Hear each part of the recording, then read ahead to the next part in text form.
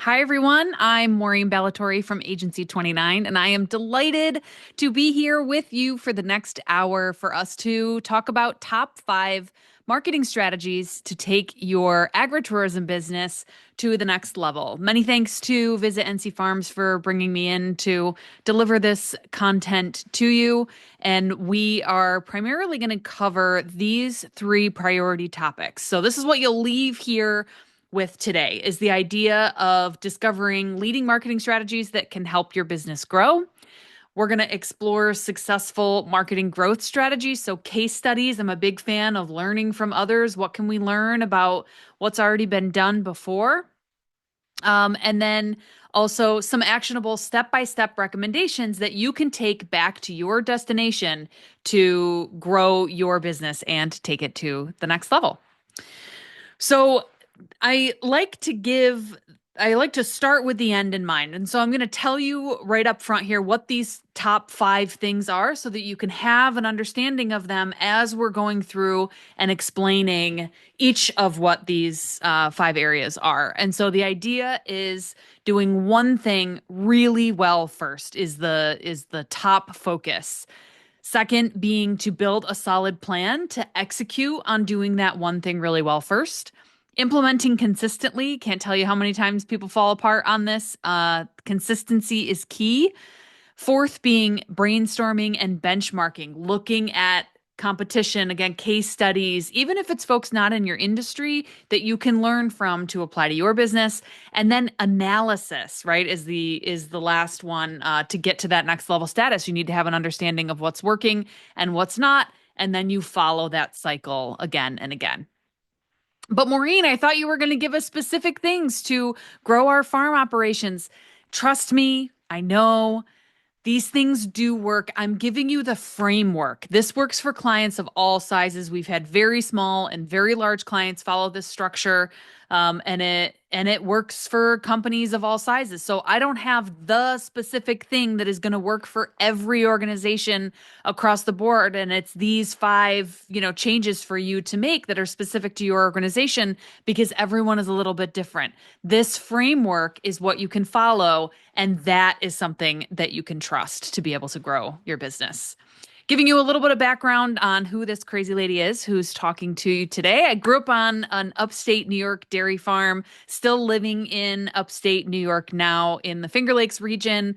I'm trained as a designer, a marketer, and a strategist, and I own and operate a creative agency that works with food, beverage, and agriculture brands all over the world, primarily in the United States. My favorite thing is helping clients solve big creative problems. And so this framework of following a structure and kind of looking to the outside and bringing that inspiration in is a framework that we use with all of our clients, large and small, to help us do uh, this big idea of solving those big creative problems. As you can see today, because I usually give this talk in person because we're virtual today, you can see some of my beloved indoor plants in the background. I also enjoy long walks through Target, just to give you a little bit of an understanding about me. So, starting with this first priority strategy, do one thing really well first. Let's talk a little bit about what that means. Focus is your friend. So you want to make sure that you're spending your marketing resources in a way that is focused. There are some strategies, and we'll talk about this a little bit more in a little bit, that believe you should be everywhere all the time. That is incredibly challenging, especially when you're under resourced. And with agritourism being a heavily seasonal business, there's that factor too, right? Where you have to consider the idea of making sure that when your dollar could be spent in 10 places, what is the most focused priority place for you to allocate those resources? So, focus is your friend in that regard, and you should choose to spend your marketing resources smartly. This concept applies to business activities as well as your marketing and positioning. So, one of the things that you can kind of ask yourself is, what do I want to be known for? I want to be known as the place that fill in the blank. Maybe you've got the best corn maze in all of North Carolina. Maybe you have the best tulip festival. Maybe you're the Best place for pumpkins. You want to be known for that one thing that you're doing really well, and then you can have other fringe activities that ladder up to that. And so, as I mentioned, there's sort of varying schools of thought on this, and there's two folks who are on opposite sides of the spectrum, in my opinion, on that. One is Gary Vaynerchuk, and the other is Seth Godin. And so, we'll talk about a case study here in a moment, as well as a social media example and a product example on the next couple of slides. So Gary Vaynerchuk, VaynerMedia, the guy, our friend on the left here, is the one who has this philosophy of be everywhere all the time. We also see this in with Coca-Cola, is something that is permeating, and it's, you can kind of find it everywhere, that sort of idea. Versus Seth Godin's approach is the idea of smaller, more focused, more niche, creating something remarkable for a small group of people, letting that really gain traction and building on that. This is Google's concept. So Google, a couple fast facts on Google. I'm sure everybody knows what Google is. If you haven't, I'd love to know what rock you're living under and come visit you there on occasion. Google started as a research project way back in 1995. It was not the first search engine to hit the market. The first was a program called Archie, or an engine called Archie, which was created 5 years earlier in 1990. But they gained that widespread popularity because they were highly sophisticated. They were consistent, right? We talked about that as one of the things in the top five. And then delivering relevancy quickly, right? So they really focused on making sure that that audience was getting what they wanted and needed from the platform. They were doing it really, really well, do one thing well, to be known as the remarkable option in this space, right? And so that is what allowed them to gain so much traction and take fire. And look at how far they've come since then, right? So it's that idea of, I believe that the Seth Godin philosophy of leaning into focus and doing something remarkable, knowing exactly who your customer is and targeting them deeply, will build more loyal customers, which will help you be stickier for a longer period of time, as opposed to the concept of Gary Vaynerchuk with be everywhere all the time, be the Coca-Cola that's in every establishment, nearly, many of the establishments, right? And go after volume. When you have endless resources to be able to spend and allocate, that is a strategy. But I find that with the nature of agritourism, the fact that it's seasonal, the fact that you've got 10 ways to spend that dollar, that having that focus is going to serve you better. So now that you understand this concept of doing one thing really well first, let's look at an example of what it looks like to focus on doing one thing really well first when it comes to marketing. So here's an example of social media. So this is a friend of mine, Cassidy Johnson. She's a rancher in the Midwest. 15,000 plus followers on LinkedIn. It's probably even greater now. She's a first generation rancher, so she's not one who is, nodding back to 5 generations of ranching and my father's father's father did this sort of thing, or mother's mother for that sake. But she's sharing day in the life content, the whole behind the scenes authenticity, that sort of thing. And so she's positioning herself as a thought leader, and she's going all in on this LinkedIn focus, as opposed to trying to spread that marketing message across multiple channels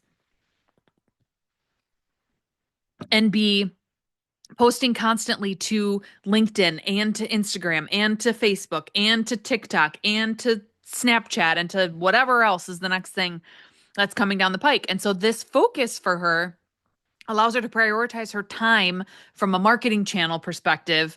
And so she has chosen her do one thing really well, which from a positioning standpoint, which is I'm talking about ranching and about the behind the scenes of ranching and being a thought leadership in the ranching business. And then she's also focusing from a marketing standpoint of going all in on LinkedIn and allocating her time there.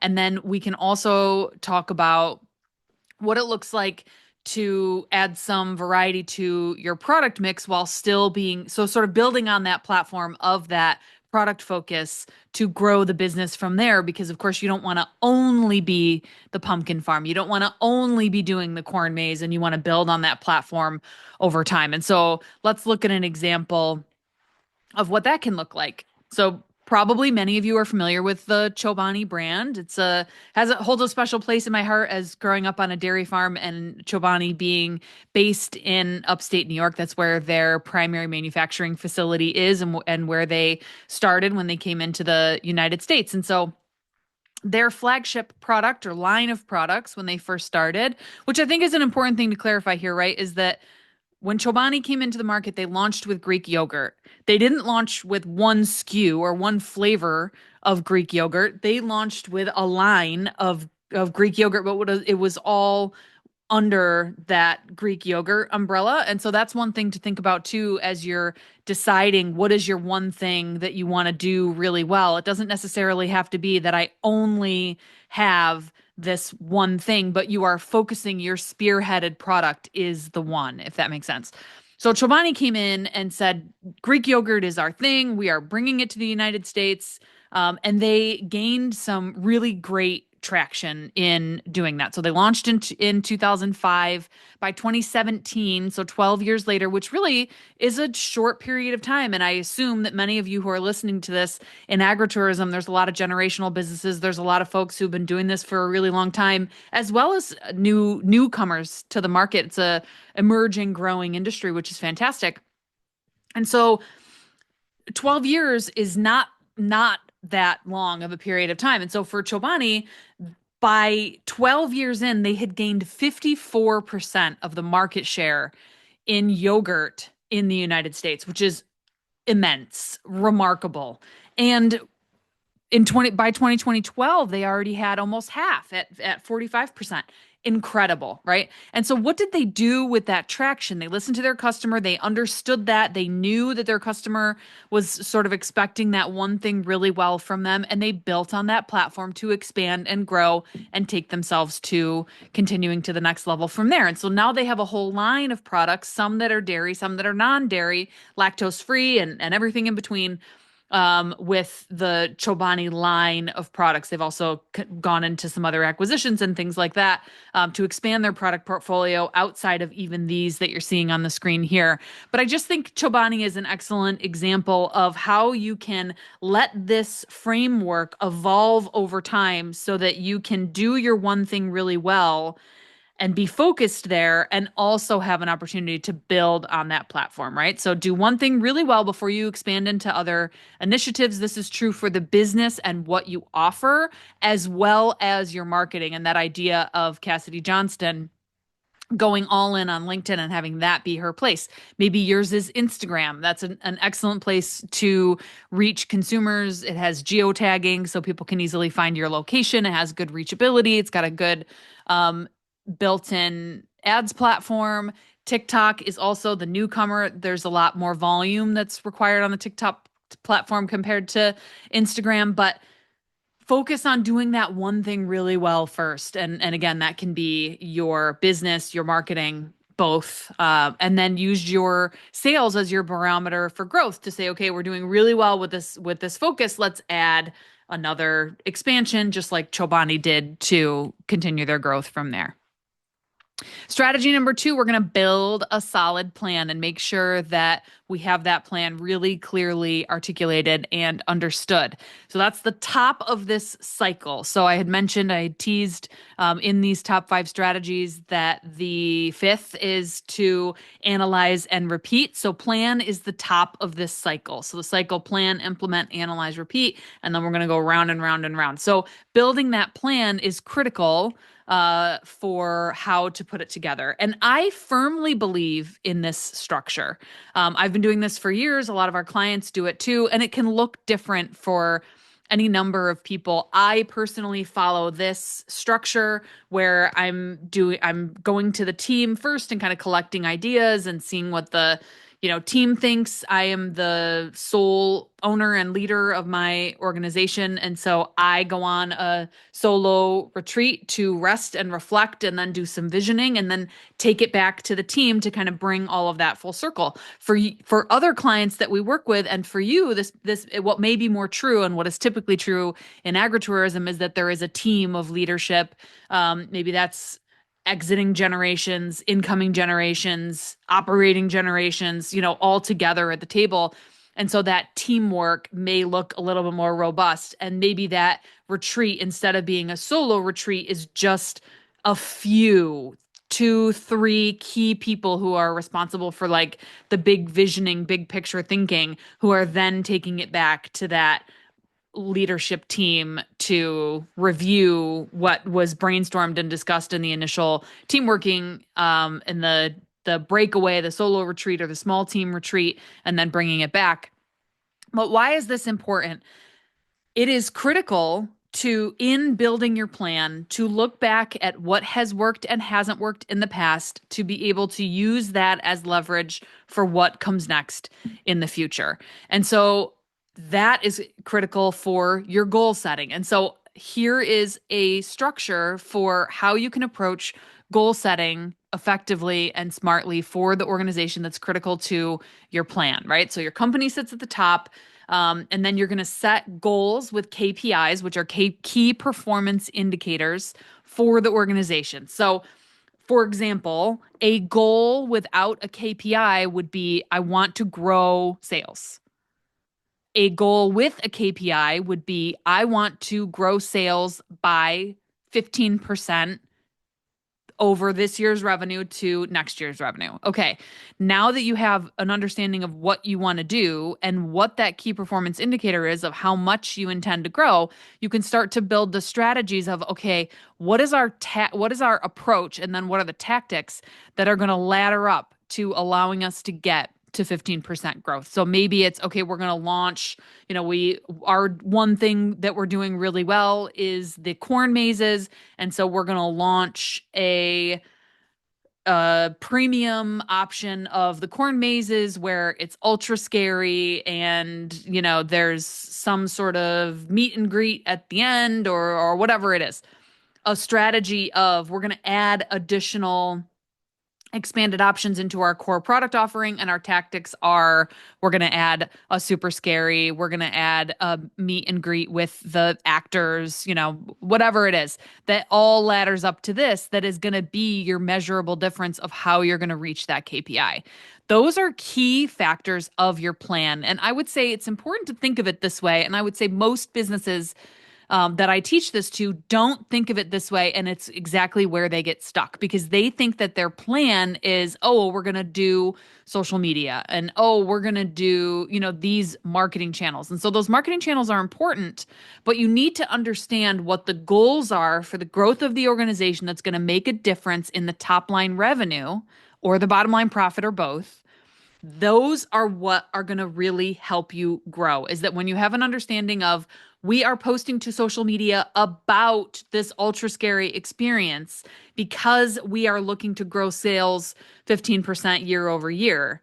And we're adding bonus features to our core product offering to get there. And so now you understand that your content on your social media platform, your channel execution is laddering up to those higher level things. That path is the critical component of your plan that's going to make a difference. And so your goals should be SMART goals. And so this is connected to the idea of they need to have key performance indicators, which means they need to be measurable, right? In order to have key performance indicators, there needs to be a thing to indicate, right? So measurable in that SMART is one of your things. But they also need to be specific enough. They need to be achievable. They need to be realistic and time bound. You need to have the resources to be able to allocate to what that goal is and be prepared to set them aside to achieve them, or they're not SMART goals. So this is not something I invented. SMART goals are a thing. And it is a good framework to kind of keep in mind: specific, measurable, achievable, realistic, and time bound as you're setting your goals to make sure that it's something that is going to move the needle. So the idea in this with the plan, put the time in to do the planning. And so this framework that we looked at is a good thing to be trying to fill in when you're doing this team meeting and this solo or small group sort of retreat or pullback where you're looking at you're looking in the past of what have we tried before, what's really working well, where do we have an opportunity to grow, to build out what your goals, your strategies, and your tactics are going to be for the growth of the organization. You also want to make sure that you're building in your team and reflecting on your own. So part of that cycle of planning that we talked about, and it's important to bring it back to your team at the end too, because you want to make sure that everybody is bought in to where you're looking to go. And those goals that you're setting need to be smart. Classic, one liner from Marketing 101. If you don't measure it, it doesn't matter. And so it is critical to be keeping that in mind. One of the other things that's highly critical is consistency. So make sure that you're implementing on a consistent basis. So we saw that cycle, right? Of plan, implement, analyze, repeat. This idea of implementing consistently, like I mentioned, is one of the areas that we see clients prior to coming to us fall short, and where sometimes we will come in and do this planning for our clients, and they say, well, then we're gonna go and execute it on an ongoing basis, and we'll see you in a year when it's time for us to do our strategic planning again. And they have not followed through on the things that they said that they were going to do in the plan. So it's not going to work if you don't do the strategies and the tactics to ladder up to the goals, right? You can't do the same thing again and again that is part of your old habits and expect a different result. So you need to make the plan and you need to stick to it. And so figure out what methods work for you on that. Is it I'm going to put ticklers in my calendar? Is it that I'm going to, set reminders on my phone? I'm going to add reminders in my notes. I'm going to, have this member of my team be responsible for bringing this stuff to make sure that it happens. You have to set up the systems to execute the follow up or the follow through, sorry. And so incorporating these tactics into your marketing channels is one of the ways to be consistent about this plan, right? So we talked about the idea of your marketing channels, and the content that you're sharing in your marketing channels is connected to these tactics and laddering up to the strategies and laddering up to the goals that contribute to the growth of the organization. So what does it look like to consider various marketing channels for the implementation of your marketing that is going to help grow the organization? So this is just an overview of some of the channels. Anytime I bring this up, one of the ones that the audience typically mention is SMS marketing. And so that's certainly one to add here. This is not an exhaustive list. Some people do more strategic partnerships. I do have strategic relationships in here for this reason, to just remind me to talk about this component. The idea of there's some traditional methods, right? Social media is kind of an easy go-to for many folks, telling the story of what's happening on the farm on Facebook, Instagram, and so on is a low-hanging fruit. Email, you should absolutely be doing as well. So keeping in mind the idea of do one thing really well. So this does not mean that you should be doing every single thing that's on this list. This is just a thought starter of some ideas of some of the things that you could be doing that can help drive and grow the organization from a marketing standpoint.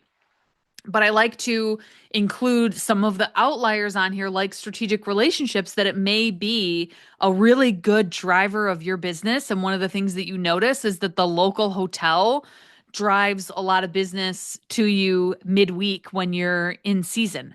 Clutch, great thing to know. What can you do to double down on that strategic relationship? Do you do coupons at check-in to get more of those hotel guests to come to you? That's a partnership discussion with the hotel. So strategic relationships are the idea of who could you potentially partner with? What if, again, I'm going to go back to my corn maze example. Let's say you're doing the corn maze and you're not selling any sort of vegetables or anything like that, or you want to extend your season and do a CSA that starts in the spring with flowers and continues through the summer with fruits and vegetables and that sort of thing. And if you're not growing those, could you partner with another local farm that doesn't have a farm stand, doesn't have a good location, but you've got an ideal location, so they're going to do their CSA pickups at your destination, which is going to help you market in the off season and help them market their products too, right? You're creating a win-win there. So strategic partnerships and relationships is really all about thinking outside the box and what can you do to bring a new perspective to your marketing that's outside of the basics like social media and email marketing. The idea of public relations too, I think, is one that I see agritourism destinations get right about half the time. So from a PR standpoint, you should be announcing when your season is going to open. And if you have a new attraction, you should be reaching out to the local media. I did this talk once and I talked a lot about newspapers, and I got a review at the end of the session where one of my attendees said, well, nobody reads newspapers anymore. Well, reaching out to your local media as a partner from a PR standpoint is still a critical channel and a great boost for your business, even if it's not people sitting down and reading the physical newsprint newspaper. Many of those, if not all of those articles that go into the printed version of the paper are also part of the digital newspaper that get syndicated into the media, the newspapers, social media channels, and so on. So that's still a really valuable medium to consider. So again, not exhaustive. Certainly also explore SMS. So that's texting, text marketing for your audience. But if you're not prepared to do that because you are not doing awareness marketing well on any channels yet, which would be something more like social media, where you have an opportunity to reach more people, more newcomers, or public relations, again, would be another place where you can reach new people. SMS is more of a nurture tactic where you have an opportunity to optimize the folks who you're already engaged with because they're on your list and you have their phone number. So different tactics, different spots in the funnel in terms of awareness and nurture of that customer. So keep those in mind as you're doing this implementation as part of your plan, that you've got good diversification, but you're also not losing that focus that we talked about as the first one. So this is how we like to help clients plan with clients, is that you should be determining what your channel focus is. So this may be social media, this may be public relations, this may be SMS marketing or email marketing campaigns or special collaborative events, that sort of thing that you can plan out throughout the course of the year, so that if you are open August, September, October, for example, you need to make sure that you've got a ramp up into that season from a marketing standpoint, so that it's not just the doors are open and we're expecting people to come in like the floodgates have opened. You have to ramp up to letting people know. And so you can time, when you plan it this way, if public relations is one of your channels, you can make sure that you've got a plan for that announcement for public relations at the appropriate time that is going to complement your opening August, September, October, and so on. But that's a good way to plan it. So here's a good case study, right, of someone who was like really, really focused and went all in.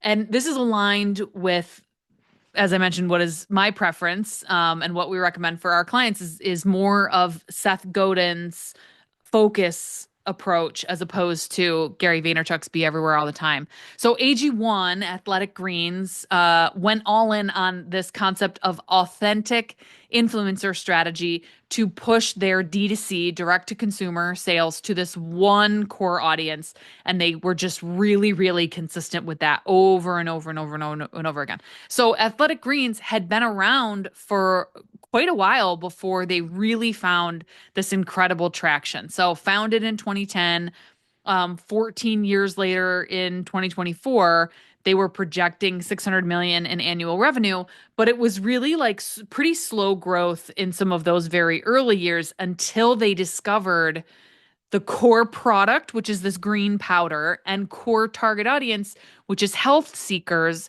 And they went with an influencer strategy to reach those health seekers with this green powder.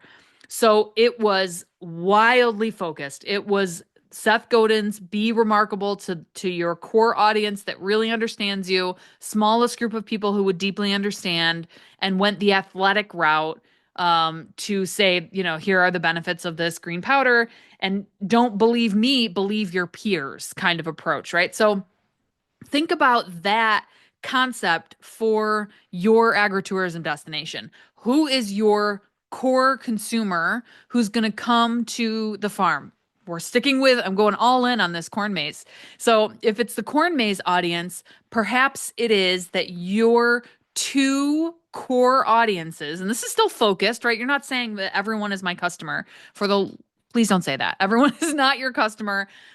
You have a customer, and it is more focused than everyone. And so let's say that the core customer audiences for your corn maze are dinks, double income, no kids, who are going to come into your evening haunt corn maze, and then families who you're going to be able to serve during the day. So you've got these two audiences, and you've got one core product for both of those audiences, right? Like the family with the 5-year-old on a Saturday afternoon does not want the scary stuff. They want, a simple kind of corn maze to be able to go through. Whereas the double income, no kids, they want to come for a special experience on a Saturday night at 9 o'clock, 8 o'clock, right? So think about those audiences, and then what is that audience consuming, being really focused with that approach.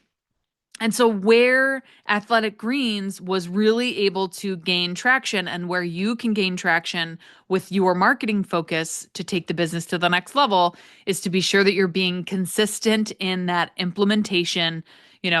Athletic Greens did not try this influencer approach for 3 months and then say, well, this isn't turning us into a hockey stick growth of a business model, and so we're going to try something else. And then they've got all of their fishing poles in 50 ponds. No, they said, we're going to double down on this. We're going to really focus in this area, and we're going to give it time to determine what traction looks like there, and what success looks like. And so that's the second point here. Determine what your success looks like up front, so that you can pivot what you need to, but sticking to your core principles. And so I ask this question, which is a really good way to think about implementation in a way that allows you to stay focused, but also be nimble and give yourself permission to adjust when and how you may need to. And it's the idea of a pilot, right? So when you think about pilot TV shows, they come on board with this idea of, we're going to do a pilot show, or maybe it's a pilot 3 episodes. We're going to see what viewership looks like after 3 episodes, and then determine if we're going to continue into seasons from there, right? The network doesn't say. It's a little different now with streaming TV and all that stuff, but just follow me here on the concept of a pilot. Like, think way back to how TV shows used to be, where they did early pilots like this. What can you do with your marketing, with your approach, to determine what success looks like, and really challenge yourself in that plan to decide, what sort of a timeline do I need? What is a reasonable method to determine if this has been successful, and what do I need to do in order to achieve that success? Because then at the end, at the end of your pilot, you can say, okay, I gave myself this whole season. So I gave myself the whole 3 months, August, September, October. I gave myself that whole time to determine if this approach was successful, so that I can either double down on it for next season, or pivot to something else for a different sort of approach. And I know that in order for me to be able to get to the end of this season and be confident that this was a successful test or a successful pilot, I need to reach out to the media and have media, 10 media mentions throughout the season. We need to post to social media every single day, and we're going to, launch on TikTok and do TikTok ads. And we're going to, do like really double down on haunts. And so when you are evaluating at the end of the season, you are setting yourself up for success by really fully thinking through, what do I need to do in order to confidently feel that this is going to be successful at the end? And then you're holding yourself accountable through for the implementation throughout that whole process so that when you get to the point of evaluation, you say, I did my best. I can confidently say that this did or didn't work based on the success metric that I wanted to see. And so another sort of next level mindset on that, one of the things that companies often do is set a stretch goal, right? So that it's okay, success looks like a 10% growth in revenue. For us to determine that this was successful, our stretch goal is if we can get to 15% of a boost in revenue, then we're going to do this other thing, and it's wildly successful. And we know we want to do this other investment for next season because of the wild success of this. So that's why the focus and the plan are so critical for the implementation, and all of those things, like really following that cycle and that structure, is because otherwise you're going to get to the end of the season, and what most farms do, they'll look back at what the last 3 months looked like and they'll kind of say like, okay, well, let's start something new for next season, and they're kind of throwing spaghetti at the wall. The other common thing that we see, and we'll talk about it a little bit more when we get to the analysis, is the idea of letting go of the things that are no longer working. And so I'm going to make a note about that so that I don't forget to bring that up when we're talking about evaluation. But before we get there, let's talk about brainstorming and benchmarking, and that being something that you want to work into this planning process to benefit the way that you're kind of thinking outside the box, right? So your ability to stand out is impacted by what else is happening in the industry. And so that is from a true competitive landscape sort of idea, right? I am a farm and there is another farm down the road, or I am a farm here and there's another farm in the next city over, right? That like I'm in the middle and people can kind of choose if they're going to go here or there. If you can't identify what is unique and why someone should choose you instead of the other farm, you need to do something different. And so that's why I find benchmarking and brainstorming and kind of looking outside of your own operation is so critical, is because you have to know what makes your establishment special. And in the best scenario, you are surveying your customers via email or in some sort of end of visit survey to understand what they loved about their experience, so that okay, people come to us because they love the fact that they get apple cider and a donut at the end of every corn maze. Maybe that's something that like really makes you special. You better make sure that your future adjustments to your priorities don't include dropping that cider and a donut at the end of the corn maze. So here is a framework that we use with our clients for benchmarking and brainstorming. And one is competitors, which we'll talk about in a little bit, which is what I was referencing on the last slide. But there's also this idea of aspirational brands as well. And so this is really helpful for you to kind of think outside the box of how other folks in other industries are positioning themselves, that you can learn from, draw inspiration from. And so I say other industries, these aspirational brands can be within your industry or outside of it. And so couple examples here of some aspirational brands. Disney resorts, we're all familiar. What about their target market or their specialization is unique? And for Disney, it's the fact that it's multifaceted, it's experiential. There's nothing like it because of their strengths, right? They have this incredible customer experience. They do the Disney Institute to really train their people to be the most magical place, to deliver the most magical place on earth. And then you can go through and in your research, what can you note? What are some key takeaways as you're researching Disney resorts that lead you to some key takeaways? Oh, this was an interesting thing that I observed that we could apply to the farm. Cape Kidnappers is just another example. They're based in Australia, premium on-farm resort destination. They do these great excursions, premium excursions, and so lots to learn from there too. I think it's a great one to look at, especially because it's outside of the United States, so it's going to be different than your own backyard, which is why they're not a competitor. They're an aspirational. Same with Disney. Maybe you're operating at Disney level, and if so, then get in touch with me and tell me your tips and tricks. We all have something that we can learn from each other, whether that's your neighbor down the road or the folks who've got the big bucks like Disney to invest in consumer research and what is going to make their customer experience absolutely magical and remarkable. What could you borrow from that? It's perfectly appropriate to look at those, to be inspired. You're not copycatting, you're seeking inspiration. So that aspirational process of giving yourself this structure of what am I observing is going to help you bring inspiration to your own farm. And so then you want to do the same thing for your competitors. And one of these names here that's listed in the this should be you, right? So this should be the farm down the road. This should be the farm in the next city. This should be, another farm that's whatever further down the road, but is doing something that's really similar to you from a service standpoint, and then yourself, right? And so you're going to answer these questions for your own organization. And for you, there may be additional rows that you want to add that are important to you. Maybe it is service specialization and what they offer. Like, our one thing that we're known for is, guess what I'm going to say? Corn maze.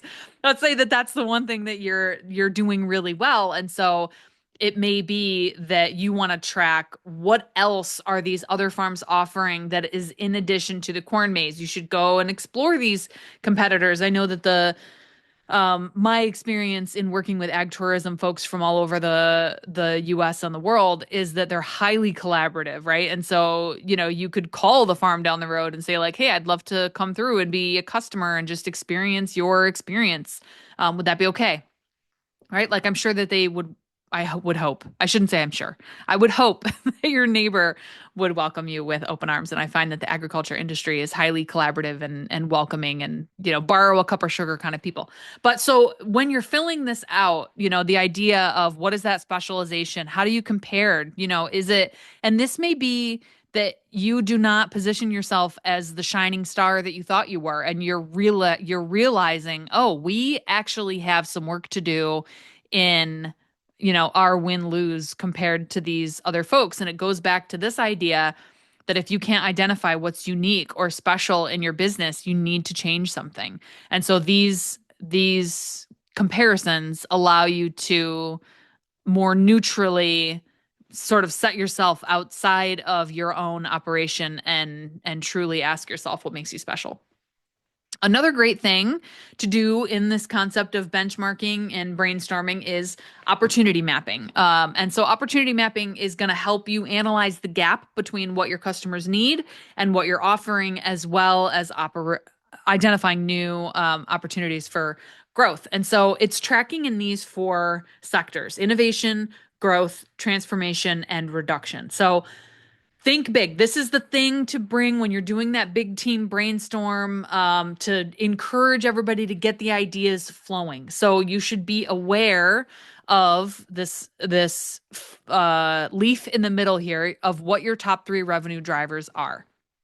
So let's say it's corn maze and it's pumpkin patch and it's tractor rides, and that those are your top 3 revenue drivers. So you want to make sure that you're not reducing your corn maze or your tractor rides or your pumpkin patch, because those are connected to your top 3 revenue drivers. But you may want to like closely consider what is not on this list that we're doing that we may want to reduce. And so I mentioned I was going to make a note of the idea of letting go. This is sort of the tip of the iceberg of that. I find that when I bring this opportunity map to agritourism audiences, they say to me after, I needed this permission to let go of the things that were no longer serving us. And so if that is what this structure does for your group, to be able to to neutrally think of what is no longer serving us that we may want to reduce and remove, and we're no longer doing that thing because it makes all of our employees miserable. We're not making any money doing it. It's it ruins the farm and it drags mud through everywhere or whatever it is. Give yourself the permission to let something go and also make space for growth and innovation. And maybe it's something that doesn't need to go away altogether, but it needs some sort of transformation. Maybe, that donut and cider that you're giving at the end of the corn maze is not diverse enough and you need a flavored water option or something like that, or people want an option for it to be hot, and that would improve their experience because in order for you to pull it into October, or that you need it to be warm, or you want to bring your corn maze into Christmas trees. And so warm cider would allow you to bridge that experience. I'm just spitballing here, but it's the idea of when you let those ideas flow, you'd be amazed at what comes up. So bring this structure to the team to ask people to think on innovation, growth, transformation, and reduction. Reminder, if you can't find something unique, you need to make sure that you are creating something unique. And this goes back to point number one: focus and doing something to be known for, that your customers come to you for on an ongoing basis, and you're not just another farm. Also great to be able to seek inspiration from others, from outside, and apply it to your own business and create this cycle of continuous improvement. And so that's what we're going to talk about next in this next cycle. The fifth strategy here: analyze and repeat. And so now that you know how to have that focus and do one thing really well, how to build the plan, the top of that cycle, right, that we talked about to plan your marketing to grow your business, implement consistently, plan, implement, analyze, repeat, right? Implementing consistently. You're bringing that benchmarking and that brainstorm to bring new ideas to the table. Now you're ready to analyze. This is the fifth area of growth. And so this concept of analyze and repeat, so bringing that cycle all the way around, is giving yourself the time and space to evaluate what is working. And on the flip side of that, what is not working, right? So if you don't measure it, it doesn't matter. Going back to those KPIs, both from a business sense, that if it was, I set this goal to get to this growth metric this season, and I didn't deliver on what I said I was going to do in my plan. That's one thing. The other thing that we all have to consider in agritourism is that we are at the mercy of Mother Nature. And so sometimes we have a heavily rainy season, and there are factors outside of our control that we just weren't really able to welcome people onto the farm. People just didn't come out because it was really cold and wet the entire season that we were open. Maybe we've only got a 4-week season that we're open. It rained every single weekend. And so we were down 20% over the previous year. The analysis is critical because it allows you to understand and keep track of and note: when is it a circumstance that was outside of our control? When was it something that was in our control that we just didn't deliver on? When was it successful, right? And there's a whole spectrum in there of success and understanding. And there may also be situations and circumstances where one aspect was outside of your control, one aspect was in your control. And so this analysis allows you to just approach that mindset of evaluation. So reviewing your analytics, that includes from a marketing standpoint in terms of, trends and anomalies that you may note. I love tracking them quarter over quarter. With the seasonality of an agritourism business, you may want to track them month over month, or even better, week over week, day over day. It depends on what technology you're using, what kind of systems you have in place to be able to understand that information of what is feasible there. It may be too cumbersome to try and track daily or weekly, but the more data, the better, right? To be able to get you to the end of the season and be able to look back at this analysis and understand what are the factors that you can take into consideration for the next season. What's on the trend line up? Do more of this. What's flatlining or declining? Change this. And so that change, again, may mean, okay, there were factors outside of our control, and so our change should be nothing. Or there were factors that were in our control that we just didn't do, and so we need to change who's responsible for this or how much we attention we aim to allocate to it, because we just can't staff for the essentials and be able to do all of the marketing stuff. And so we're going to outsource the marketing to an outsourced team, just for that 3-month period. But when you do the evaluation, you can understand what's working and what's not. So what are some of the tools that I like for this review? So first of all, from a financial standpoint, QuickBooks is chef's kiss, right? Like, you can pull endless reports, you can keep track of your information in there. One of the challenges that we sometimes see for agritourism is that sometimes your ticketing software may not directly feed in or may not tell the whole story to QuickBooks. And so then you're kind of evaluating a couple of different systems, which is okay, right? It's better to track the information and then be able to evaluate it and then see on an ongoing basis what can I do to kind of streamline this process here. But so QuickBooks, your ticketing system, those are some things to certainly evaluate. Google Analytics is going to track your website traffic. That's an incredible tool. If you don't already have it on your website, you should add it. It is something that has to be manually added. It doesn't happen on its own.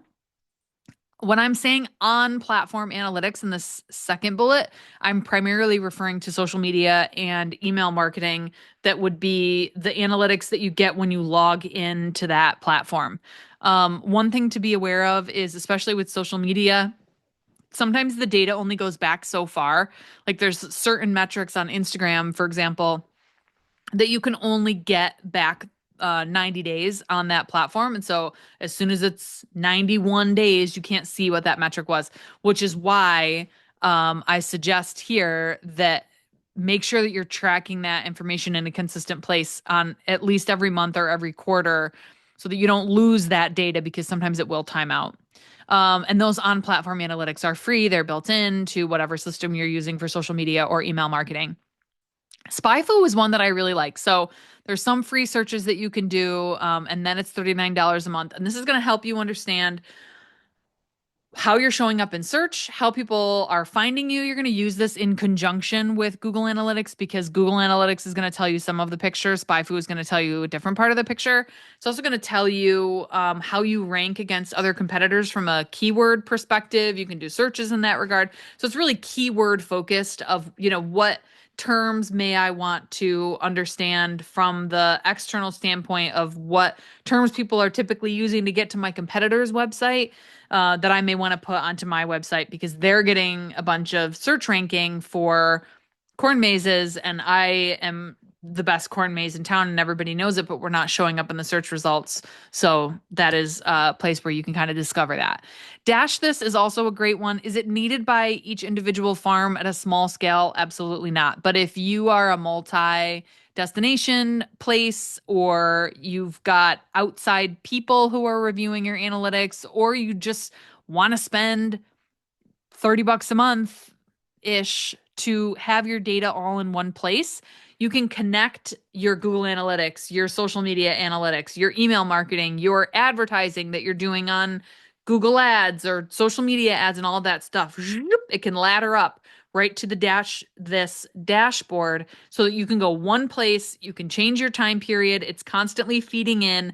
And so that becomes the place where your trends and data is being recorded in that consistent place on an ongoing basis. Dash This collects that information and holds it, so that once you've plugged it in, you can see how that data is changing ongoing. And so for us, it's worth that investment to be able to have that data ongoing and be able to look back.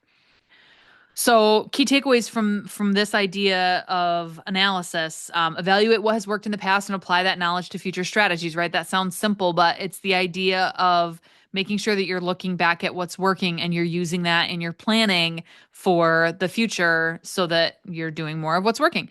And then connect your marketing efforts to your goals. So it goes back to that like chart that we were looking at, right? With the tactics, the strategies, the goals for the organization. You want to make sure that those are all connected, and that structure, having that in mind, will help you make sure that those things are all connected, and your evaluation of the tactics that you implemented to execute the strategies to achieve the goals will help you on an ongoing basis to make sure that you're doing more of what's working. So, in a recap, your top 5 marketing strategies that you're going to use to take your business to the next level. You're going to do one thing really well first. You're going to build a solid plan that is going to double down on doing one thing really well first. You're going to implement consistently. You're going to brainstorm and benchmark. You're going to look at your competitors um, in that sort of thinking, as well as some folks who are outside of your region or your industry, so that you can be inspired to bring something new and be the disruptor in your industry and be the first one who's bringing XYZ to folks, and then analyze and repeat to be able to do more of what's working and less of what's not. Remember that opportunity mapping in there too. And it's great that this is virtual for all of you guys. You can take screenshots of these pages to be able to, you know, build your own worksheets there to be able to execute on that. But that opportunity mapping framework is a great way to allow for the brainstorming and benchmarking to have a place to sit and give it structure. So when you're following this plan consistently, you have an opportunity to really level up your business year over year. And like I mentioned, I'm not giving you this is the thing that you should do, and the secret sauce to any agritourism growth is apple cider donuts. I can't give you that specificity because it's different for everybody, but this framework, this plan, this structure, this process will help you truly make a difference in the growth of your business year over year. Thank you very much.